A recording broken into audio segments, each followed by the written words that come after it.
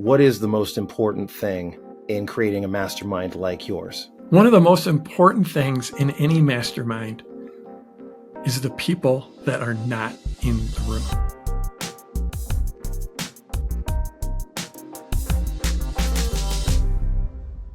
Hello, Launch family. Welcome to Dare to Launch. My name is Chris. And as always, I'm joined by my co-host, Mr. Jeff Walker. Hey, everybody. And I'm also joined by my other co-host, Mr. Dan Walker. Hey, hey. How are you guys doing? Are you feeling excited right now? What's going on for you guys in the business? I am just super pumped. In fact, I woke up last night at 1 a.m.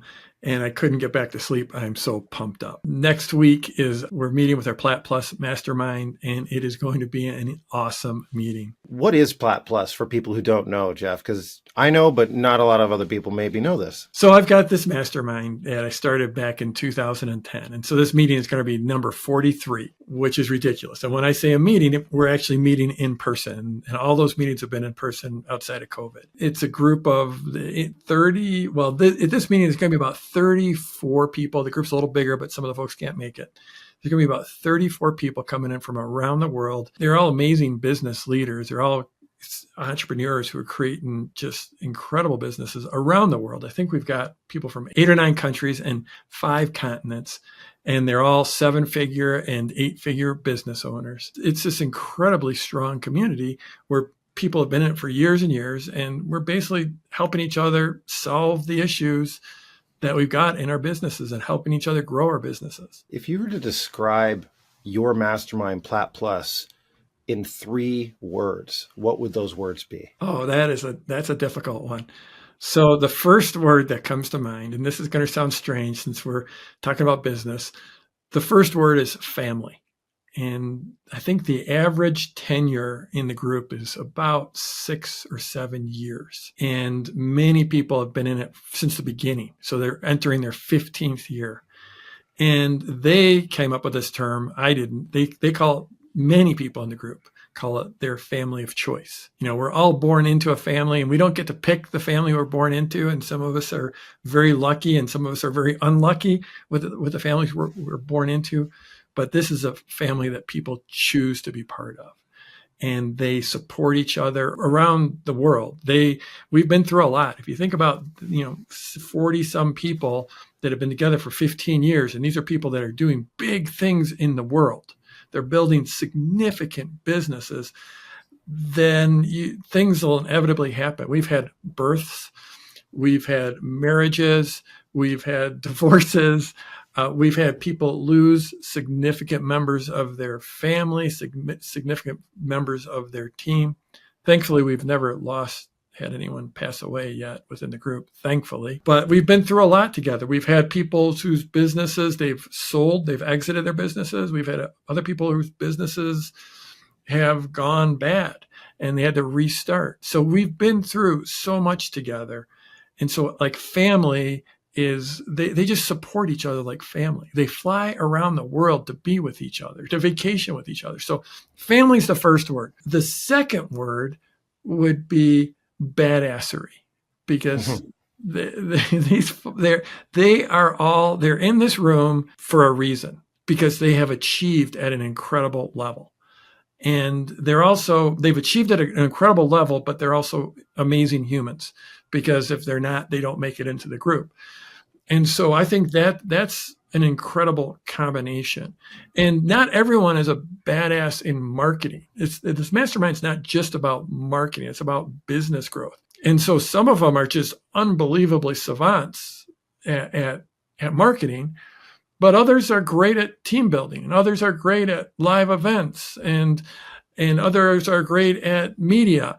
And so we have just this amazing mix, but pretty much everyone in the room is an absolute badass in some area of their lives that can contribute to the group. And the third word would be growth.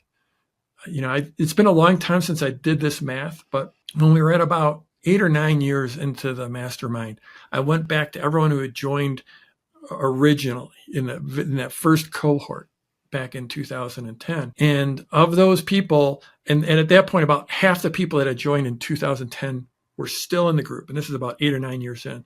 which tells you something. That's not normal for people to stick in programs for 8 or 9 years. But the average growth for the businesses was 17 times.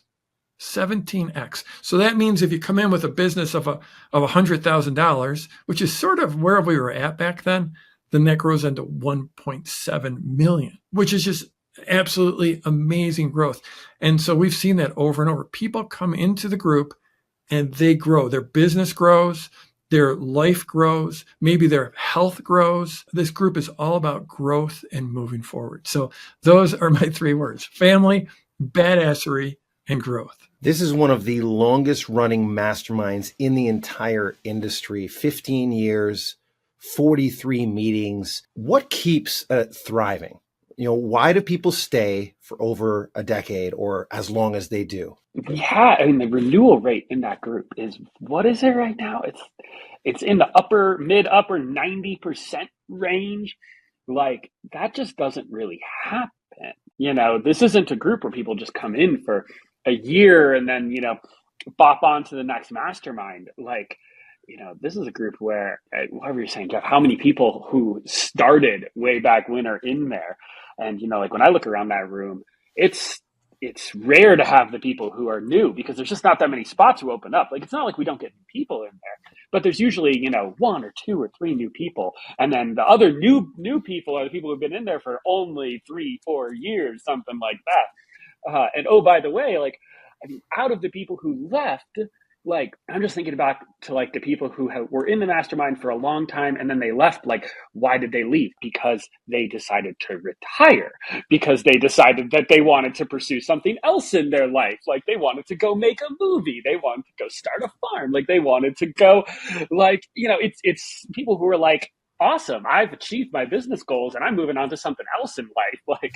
The number of people who have actually left, to go do something else or be in a different mastermind is just incredibly small. That says so much. It is, Dan. I think I've calculated, and the renewal rate hovers between 92 and 94% per year. Wow. And that it doesn't really happen that way in the industry. I think there's a lot of people running masterminds and they're happy with a 50% renewal. So, very happy with a 50% renewal.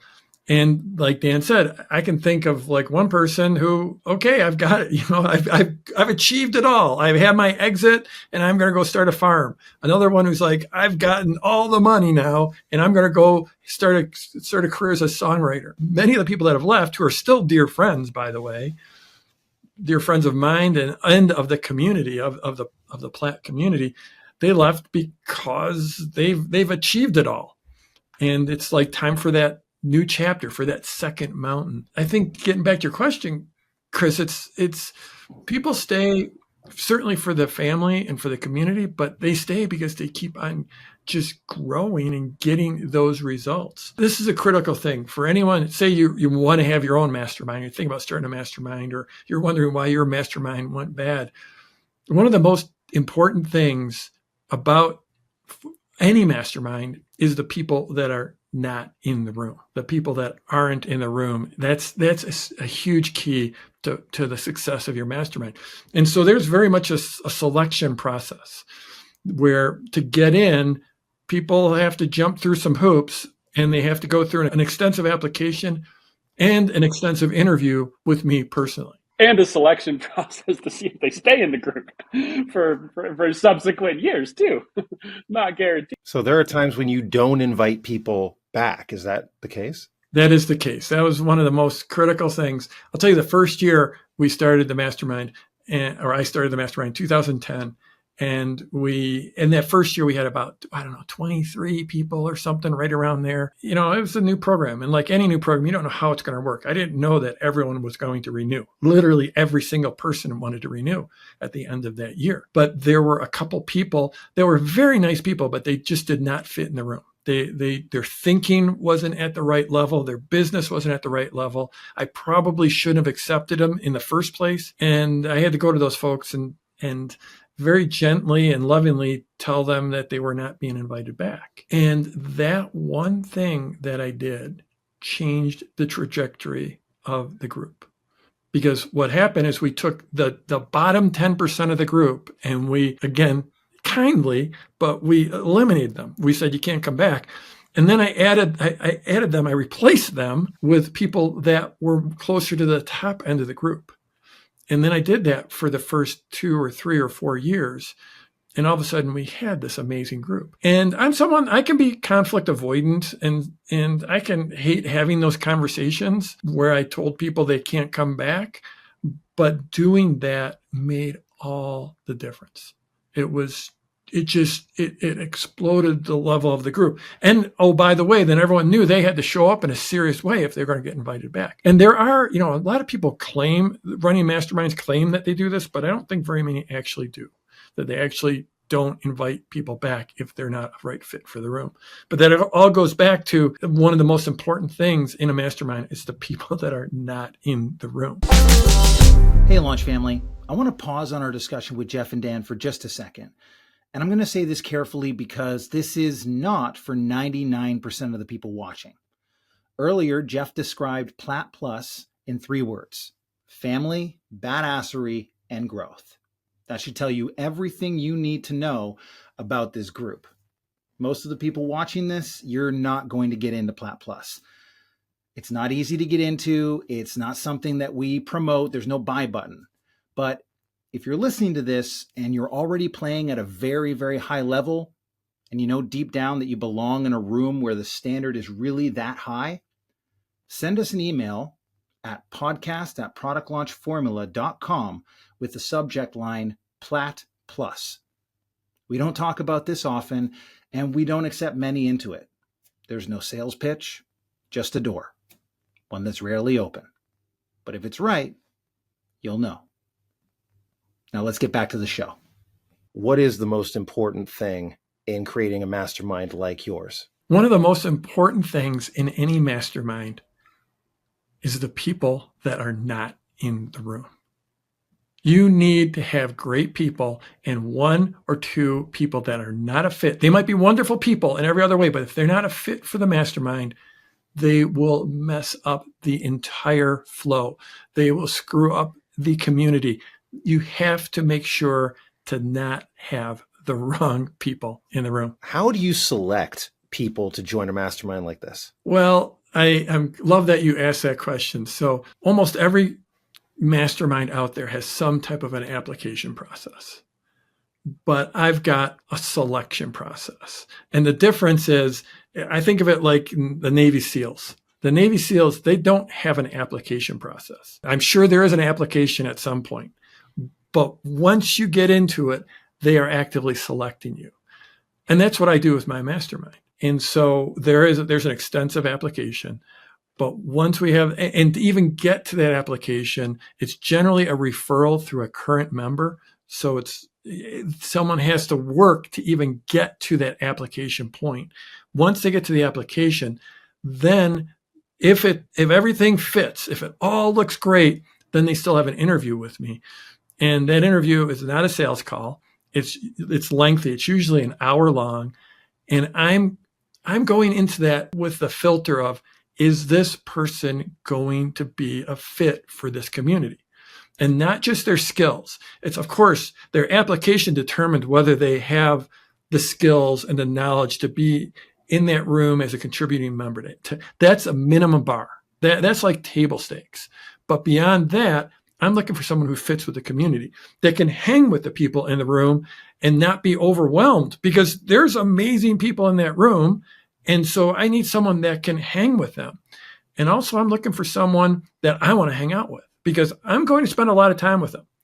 We spend about 8 or 9 days together per year. Plus we have calls all year long. Plus we have a 24/7, 365 messaging group. So I'm going to be with this person a lot, either in person or virtually. And I'm at the point in my life where I only hang out with the people I want to hang out with. And so like the question, when I get on with them, they've already hit the table stakes of, they have a business that's usually minimum 7 figures, but usually more, 4, 5, 6, 10, 12, 30 million. They're crushing it in business already. They've got some skill set that's really going to fit with the group. but I'm like, am I going to want to go out to dinner with this person? And actually, the most important question is, would I want to go out to dinner with this person a second time? So that's the key. When I'm interviewing someone for that mastermind, are they going to fit? Are they part of that? Do they have the ethos? Are they giving? Are they going to be someone that is not a taker, that shows up and helps other people? And am I going to want to go out to dinner with this person a second time? What is a subtle red flag that someone might not be a good fit for the mastermind? Ooh, that's a good question. That is a good question. I mean, guys, this all comes down to, I guess, my emotional intelligence or lack thereof. But it's really just listening to them in their language they use and the stories they tell. And are they telling the story of someone who does show up and help other people, that's in it for something besides just pure dollars?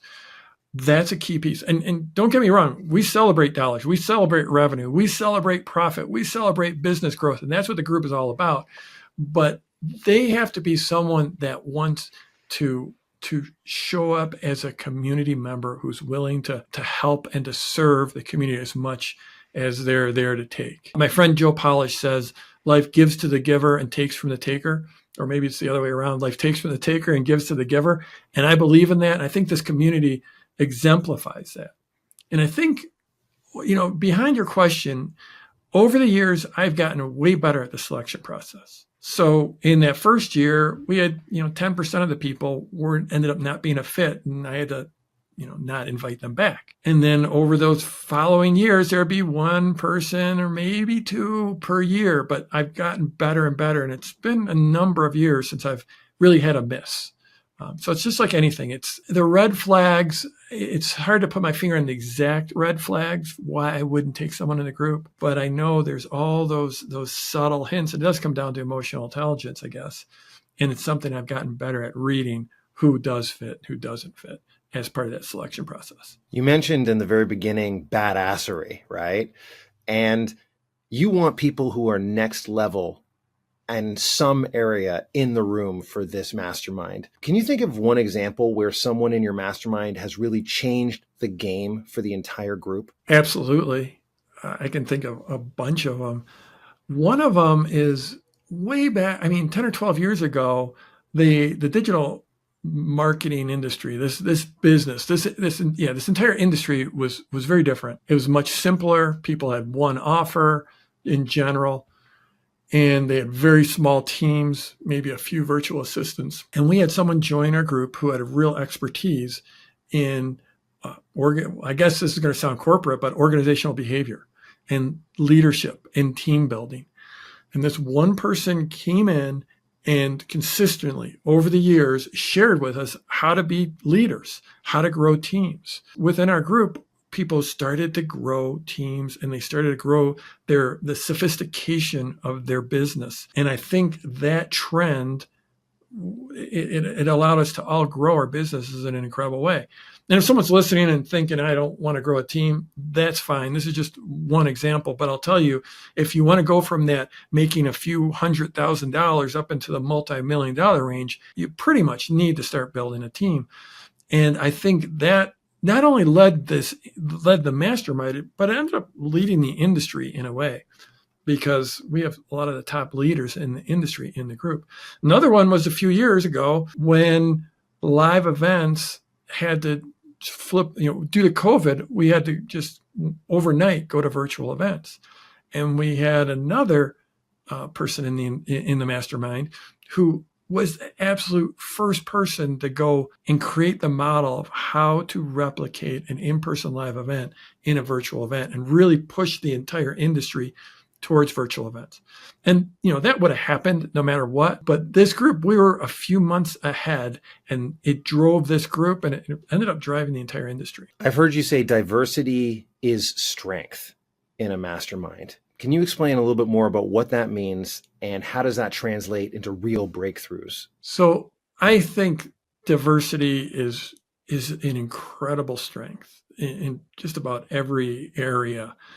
But in the mastermind, we have people from every corner of the world that are selling in all kinds of different languages.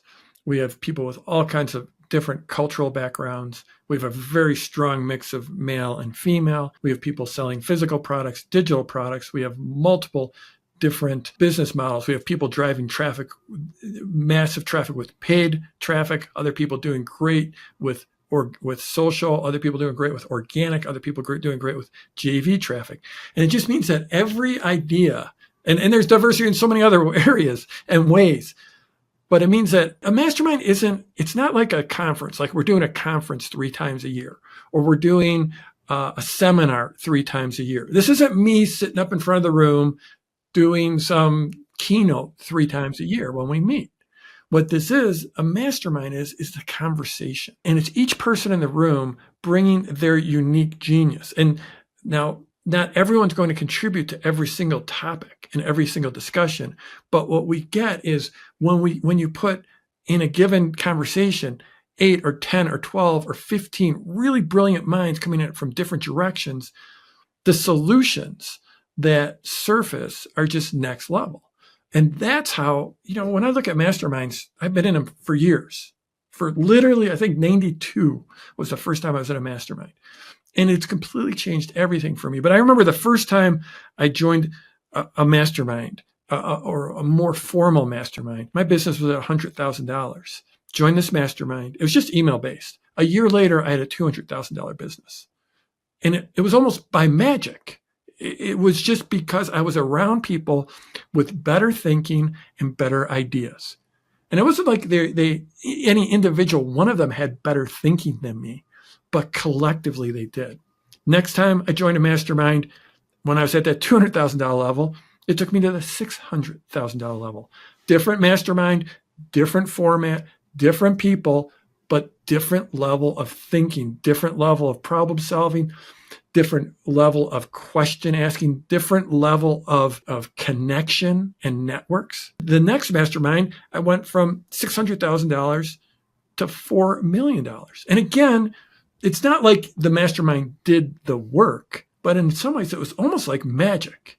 It was just all of a sudden I had a much bigger business because my level of thinking was better, because my connections were better, because my JV support was better, because my problem solving was better, because I had all these different minds looking at the problems and the possibilities that were inherent in my business. And this next meeting is coming up next week. What are you and Dan thinking about in terms of industry trends and industry situations, macro level stuff that you're going to this group with? Well, I was just building the agenda. That's why I woke up at 1 a.m.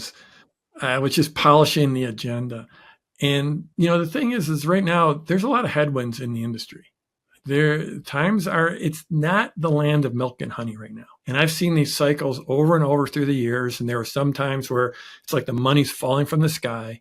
And there's other times where it's time to make some pivots. And so there are some absolute headwinds in this industry right now.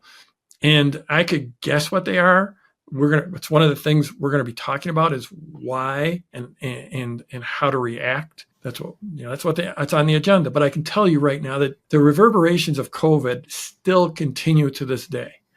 And also AI is just changing things in a radical way. So what we're doing is we're seeing competition is up, ad costs are up. It's tougher to get people to show up live. It's for people to consume. You can just look at stats like, various YouTube channels. You can see for many of them, probably most of them, views are going down, whereas there's a few that are, the rich are getting richer. And so we've got a situation where a lot of businesses in the room, even though they're amazing, they're still super profitable, but it's getting harder. So it's like, how do we get more leads? How do we get them to show up? How do we convert them? How do we convert them to higher end programs? How do we make paid work? How do we make organic work? How do we make social work? And we've only got 2 days. Well, we have 2 days plus a fun day, and the fun day ends up being a whole lot of conversation about business. So it's an absolutely packed agenda, but those are some of the things we're going to be talking about. Another thing we're going to be talking about, it's always inherent, at least in my masterminds, we have to take care of our inner game, especially when times are hard. And we have to be careful about the questions we're asking ourselves in our own inner dialogue. And so every single time we spend time on mindset. And that's all. It's not like I'll get up in front of the room. It's like, oh, we're going to do a mindset session. But that type of thing is baked in all the way throughout the event, because at the end of the day, I want people to fly home when they get on a plane, to fly home. And they're going to be flying home to every corner of the world, to Australia, to Ireland, to Mexico, to France, just from all over the place. They're going to be flying back. And I want them to be absolutely chock full of notes and takeaways of tactics and strategies they can put into place, but also just completely uplifted and recharged and ready to just attack and charge forward in their lives and in their businesses. So there's always a mix of inner game and outer game, but it's going to be an awesome agenda. The agenda is just packed. It's going to be awesome. Are there questions that you really feel need to be answered at this specific meeting? I always think of this group in a very long-term arc. Right now, I'm thinking we're starting our 15th year. That's why it's our meeting number 43. If you do the math, we did 14 years, 3 times 14 is 42 meetings we've already done. We're going to our 43rd meeting. And I think of this year, the arc of the year for Plat Plus. And then within that year, that's just this arc that, part of the next 3 or 4 years. We're going to walk away with tactics. We're going to walk away with tactics on how to get more people from social, on how to do book launches, on how to use AI more effectively, both strategically and tactically. So I want people filled up with those tactics, but I want them to also understand this is a moment in time, and things are challenging right now. But it's a matter of finding a way to thrive through the challenging times so your business can explode as we come out of that challenging time. So what do you think is the real secret sauce to keeping a group like this connected? Well, I think one of the things is it is a 365-day-a-year thing. So we're connected. We've used different platforms over the years, but right now we're using Slack. So people are having great conversations. They're helping each other. They're solving problems for each other in Slack every day of the year.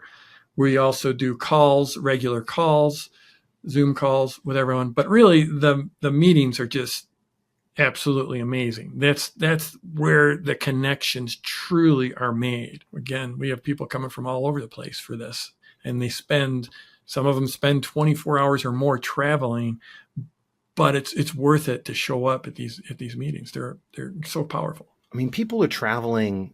Very busy people are traveling from very far away to get to these meetings. Why? Why are they taking sometimes, a whole day out to travel to these meetings? Why are people making that choice? Yeah, by definition, if you're in this room, you are a very busy person. You're running a 7 or 8 figure business. You don't have a lot of free time, and yet they're carving out that time. And there's a lot of reasons. It's that growth. It's the community. It's the family. And one of the things I think about is this, what I call, I learned this from Dan, is this concept of looking through the corners. And it's incredibly powerful. Dan, what you want to talk about? Yeah. And so this is an idea. This came from, this is originally mountain biking when I was telling Jeff about this, but it's applicable it's literally anything where you're moving at speed. So, for my life, it is applied with, mountain biking, with skiing, with racing cars, like anything you're doing where you're moving with speed, it applies. And that thought is that, people tend to look at what's directly in front of them. So, if you're going around a corner, then people tend to be just staring at what's right in front of their bars. If you're riding a bike and you're going around a corner and you're trying to go at speed, they're just looking at what's directly in front of them instead of looking at where they're going. And what happens, and this is, so directly analogous to business and even to life, is that you go where you're looking. And so, a tangential one to this would be like, if you're riding a bike or you're skiing or whatever, and maybe there's a big rock that you don't want to hit, or you're riding along the edge of, kind of a drop off or a cliff or something, and you really don't want to fall off that drop off. So the natural instinct is to look at the thing and hyper focus on the thing that you're afraid of. And so if you're riding your bike down a trail and there's a big rock, and if you hit that rock, you're probably going to crash, then the natural instinct for just about everybody is to really focus on that. They're really focused on the thing that they don't want to hit. And what happens is that your body goes where your eyes are looking, and that more often than not leads people to ride or drive directly into the thing that they're trying to dodge. So there's this thought of look through the corners, look at where you want to go, and then your body's going to naturally guide you towards that destination. So make that destination that you're focusing on where you want to be going, not the thing you don't want to be going. If you're not looking through the corner, if you're not looking at the exit of the corner when you're entering it, then you're looking straight ahead, and you're looking right at the center of the corner, which is not where you're trying to end up. That's a place along the way. And so, I think this group is so good at that. This group is so, to bring this back to the masterminds, this group is so good at looking at where they want to go and focusing on what's coming next. And so, we talk about going into these meetings at times where, and honestly, right now you could say that, sure, there's challenges in this industry, but the reality is there always are. And, we've seen this throughout the years, in the last 15 years of this group. We've seen so many times where someone's come to the group and they've, they show up and they're acting pretty normal and hanging out. And then, maybe it's a dinner one night, they kind of have a conversation and tell someone, like, hey, you know what, I'm actually not really that okay right now. And then, during the day that comes up the next day, during the meeting, someone's like, hey, this person over here, they're actually struggling a little bit. Can we give them a little bit of time? And these things come out in these in-person meetings, people are like, and we've had it happen. People are like, hey, I've only got this amount of time left in my business before we run out of money. Or we've had, hey, my business is going great, but I kind of hate it. Honestly, like, I don't like what I'm doing, and can you help me fix it? And we've also had people who've come in and said, you know what, hey, everything's going great, but honestly, I see this thing coming up. We had one member, and I remember a couple of years ago was talking about, I've got this content platform, and people will be able to use AI, and they're just gonna, enter all the things that they want to talk about, and it'll just make a lead magnet for them, and it'll make the page, and it'll do all this. And I remember looking and just being like, how is that even possible? Like, I don't think AI can do those sort of things yet. And she's like, no, yeah, we pretty much just are at the point where AI could start doing those things. And then, it was whatever, 6 months later, it was like, that idea was no longer like a crazy out there idea. It was like whoa, you're like on the super cutting edge. But she was doing this before it was anything that I'd heard about people doing. Same, we had another person who was doing the same thing with AI, but with video. And he was like, hey, right now, you just upload your videos and my AI will edit them for you. And they look really good. And actually, like, pretty soon, I think we'll be able to even start having where the AI can fill in little gaps. Like, if you're like, I wish I said this thing, but I didn't. And, and we're like, really? Like, okay, like, you seem really confident, and we know you're really smart. We've seen you start 3 different businesses over the course of the time in this group, so imagine it's going to work out. And then suddenly, by the time he's like, suddenly we see these announcements, coming up in the news, and it's like, AI can now do these things, and you're like, whoa. And we come to the next meeting, and he's just like, oh yeah, I can already do that. The thing that is theoretically possible, yeah, my software actually does that right now. And so it's just so cool to see these people. I think that's so much of what they give to the group and they get from the group, right? Is that future sort of thought. And they're really, really good at catching you or catching other members. If you fall into that state where you're looking at the thing that you're afraid of hitting, if you're so focused on something that might be an issue or a challenge in your business, this group is really good at saying, well, okay, sure, but instead of focusing so much on that, like, how about this giant opportunity that's just on the other side of that? Like, maybe let's focus on that instead. So I actually remember when Dan shared that with me. It was like 20 years ago, and we were out on mountain bikes, and Dan, it was at High Plains Drifter, that thing we used to call High Plains Drifter. And it was a series of really sharp turns. And this last turn was just a really, it was an intense turn you really had to commit to. And you really had to look through the corner. And oh, by the way, it was in a forest, so you couldn't even see the other side of the corner, but you had to force yourself to look at the exit and how you're going to get through it. And I think that metaphor is so strong for business, because the way to get through the obstacle is look past the obstacle, not look at the obstacle. And I think we're in a time now where we have to do that. Things are changing so fast that we have to look through the corner. We can't look at the obstacle. We have to look at our path past the obstacle. And it's hard to do. It's not your natural instinct, right? Like if something's coming at your way, especially in the physical world where it's actually a physical thing that you could, hit and have injury to, but say equally so, I said more so, but honestly, equally so. Like in business, if you've got a challenge, if you've got something that you're struggling with, it's so easy to hyper focus on that, right?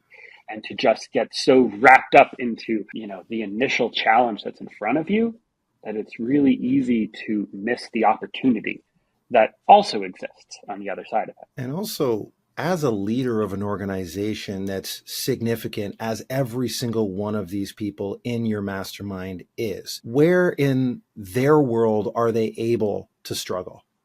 Are they allowed to be that vulnerable person? They're running large organizations. They're running teams where they've got to have the answers. They've got to be the leader. They have to be that position of strength.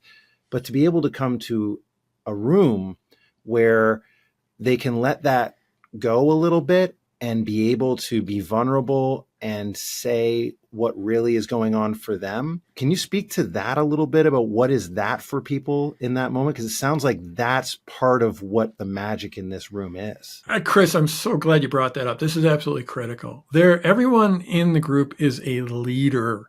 They're a leader for their industry. They're a leader for their clients. They're a leader for their team. And, there's all this talk these days of authenticity. And yes, authenticity is awesome. But the reality is, as a leader, your job is to project confidence, especially for your team. You have to project confidence. Yes, you can let people know, yep, things are hard. We're facing this challenge, but you have to project confidence. And it's a big weight. Leadership is lonely. It is a huge weight. And so one of the super powerful things of this mastermind, especially given the cone of silence, is that these people who are leaders in every other area of their life, that they have to carry this huge burden, they can show up in this room and they can be vulnerable. They can share the challenges. They can share that, I'm not in love with, at this moment, I'm not, like Dan just said, at this moment, I'm not in love with my business. I built this great big thing, but I sort of hate my life right now.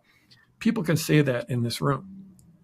And to be able to share that is incredibly powerful. And it's the first step to figuring out how to fix it. And so, yeah, that is one of the greatest gifts that this mastermind gives people is that it allows people who are leaders in every other area of their life to show up and say, wow, this is what's really going on for me. Well, you two are going into this next week. Should we do a check-in after you get back from this too? Do you want to speak to that? I'm just looking over here. I've got my journal next to me and I usually fill up like 30 to 40 pages worth of ideas from each one of these. So I think we'll have some stuff to talk about. When I started this mastermind, so way back in 2010, when I started this mastermind, and people pay a significant amount of money to be in the mastermind. So it's something that generates profit for us. And I want to be fully transparent about that.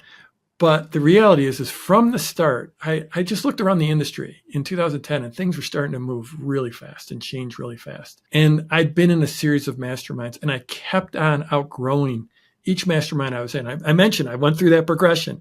And every time I'd be in it, it was great for a couple of years. And then all of a sudden, I'd outgrown it. My business had outgrown it. Who I was had outgrown that mastermind. And so I kept on moving through them. And then I was like, you know what? Things are moving really fast and I need to create like the perfect mastermind for me. And I need to create my own think tank. I needed to create my own research center. And that's why I started Plat Plus, was to serve me not from dollars, but to serve me with ideas, to serve me with a community, to serve my heart and my soul, my entrepreneurial soul. And that's what I set out to create with Plat Plus. And it exceeded beyond anything I could ever dream of. And so when we come out of this meeting, I'm going, like Dan said, I'm going to have pages of notes. Yes, I'm running it. I'm the leader, but I will have pages of notes and all kinds of ideas. And that's one of the reasons I'm so excited. I'm so looking forward to seeing people I haven't seen in 4 months now, some of my dearest friends, but also what we're going to get is going to be huge. And that's the thing about being in a mastermind. If you're in the right mastermind, yes, you're giving. You have to be a giver. But in the giving, what you get is just unbelievable. It's unforeseen. You never know what you're going to walk away with, but every single time, it's just incredibly powerful. So for all of you listeners or people watching, make sure you hit that follow and subscribe, because it sounds like you're going to open up a bit of that cone of silence in the next week's episode after we come back from this mastermind. Is that right? I will always respect the cone of silence, but we will definitely report back on some of the biggest findings. Love that. Love that. Awesome. Well, until next time, thanks for listening, Launch Family. And we hope this conversation inspires you to dare to launch.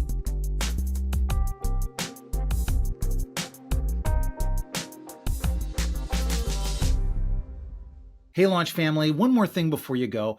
I hope you enjoyed that discussion with Jeff and Dan about the mastermind group Plat Plus.